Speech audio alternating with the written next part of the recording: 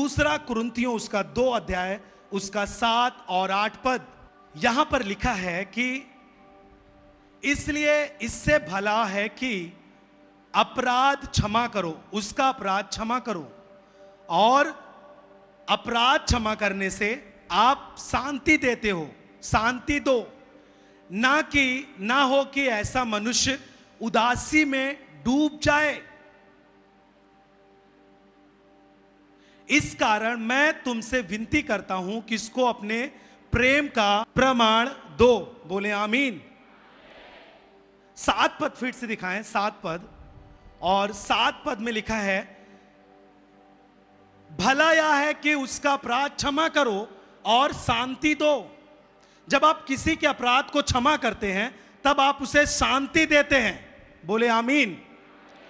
और जब आप किसी को क्षमा नहीं करते हैं तब सामने वाला व्यक्ति उदासी में डूब जाता है।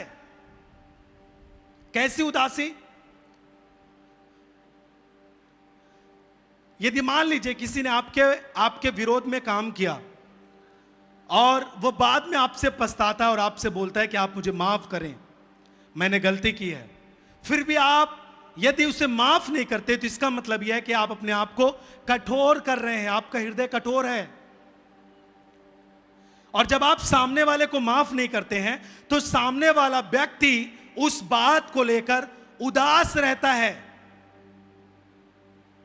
और वो सोचता रहता है कि मैंने कौन सी गलती की कि मेरा ये भाई मुझे माफ नहीं कर रहा, मेरी पत्नी मुझे माफ नहीं कर रही, मेरा पिता मुझे माफ नहीं कर रहा। और जब तक आप उसे माफ नहीं करेंगे तब तक वो उदासी में रहेगा और अपने आप को कोसता रहेगा। यदि आप मसीही लाइफ जीते हैं, आप मसीही जीवन जीते हैं, आपके जीवन में माफ करना, क्षमा करना सबसे बड़ा हिस्सा होना चाहिए आपके जीवन का। आमीन।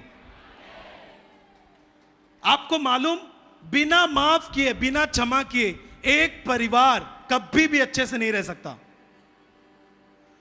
किसके पास परिवार है? हाथ उठाए, हाथ नीचे करें। आप एक परिवार में हैं। आप हो सकते हैं कि परिवार में आप अपने एक मां के तौर पर आप अपना काम, अपनी जिम्मेदारी निभा रहे हैं। हो सकता है आप एक बाप की तरह अपनी जिम्मेदारी निभा रहे हैं अपने परिवार में। हो सकता है आप एक कमाने वाले व्यक्ति, एक गार्जियन के रूप में अपने परिवार में जिम्मेदारी को निभा रहे हैं। या फिर हो सकता है कि आप एक बेटी की तरह या फिर एक बेटे की तरह अपने परिवार में आप जिम्मेदारी को निभा रहे हैं।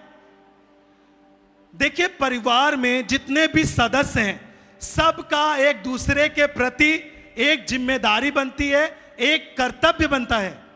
कोई भी फ्री नहीं है कि मेरी मां रूठ जाए मुझे कोई फर्क नहीं, मेरा बाप गुस्सा हो कोई फर्क नहीं, मेरे काम से मेरा भाई नाराज हो कोई फर्क नहीं।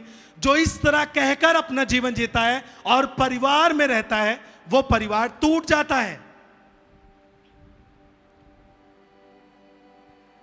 लेकिन जो व्यक्ति, यदि आप मसीह में हैं, जितने ऑनलाइन हमें सुन रहे हैं, यदि आप अपनी जिम्मेदारी को, अपने कर्तव्य को अपने परिवार के प्रति समझते हैं तो आपको क्षमा करने वाला व्यक्ति होना चाहिए। जिस भी पोजीशन पे, जिस भी हिस्से पे आप अपने परिवार में हैं, चाहे आप एक बच्चे के रूप में हैं, चाहे माँ बाप के रूप में हैं, चाहे आप पति पत्नी के रूप में हैं, या फिर यहां तक कि आपके घर में काम करने वाला कोई आता है उसके प्रति भी क्यों ना हो, आपको क्षमा के भाव से रहना है। तभी एक परिवार एक अच्छे बंधन में बंधा रहेगा। बोले आमीन। ये कोई सांसारिक बातें नहीं, ये आत्मिक बातें हैं। स्वर्ग के परमेश्वर की इच्छा है कि इस तरह की बातें एक परिवार में पूरी होने पाए। स्वर्ग के परमेश्वर की, अर्थात आपके उद्धारकर्ता की, जिसको आपने अपना यीशु को अपना प्रभु करके स्वीकार किया है, उसकी इच्छा है कि आपके परिवार में ये बातें पूरी हों जो आज आप सुन रहे हैं। बोले आमीन। जब आप इसे आज पूरा करेंगे, आप सुनेंगे, आप एक अलग परिवार के रूप में अपने गांव में खड़े होंगे यीशु के नाम में। मैं इस वचन को लेता हूं और आपके ऊपर घोषणा करता हूं, आपके परिवार पर, आपकी कलीसिया पर, आपके बिजनेस पर, जब आप इस काम को पूरा करेंगे, आप अपने जीवन को, आप उस काम को अलग रूप में देखेंगे यीशु के नाम में। Hallelujah, hallelujah. हो सकता है आप एक चर्च के पास्टर हैं, आप चर्च के विश्वासी हैं, फिर भी आपको क्षमा के भाव से रहना है। आप माफ नहीं करते किसी को। आपके बगल कोई नया विश्वासी है, उसको नहीं मालूम कि कितनी दूरी पर बैठना है, आप उसके ऊपर उलझ गए, आप उसके ऊपर क्रोधित हो गए और आप अपने आप को बहुत आत्मिक जताकर आपने उसे झिड़क दिया। इसका मतलब यह है कि आप अपने इस परिवार को आप तोड़ रहे हैं। एक नया सदस्य जो आपके बीच में आया है उसे आप उलझा रहे हैं। हालेलुया।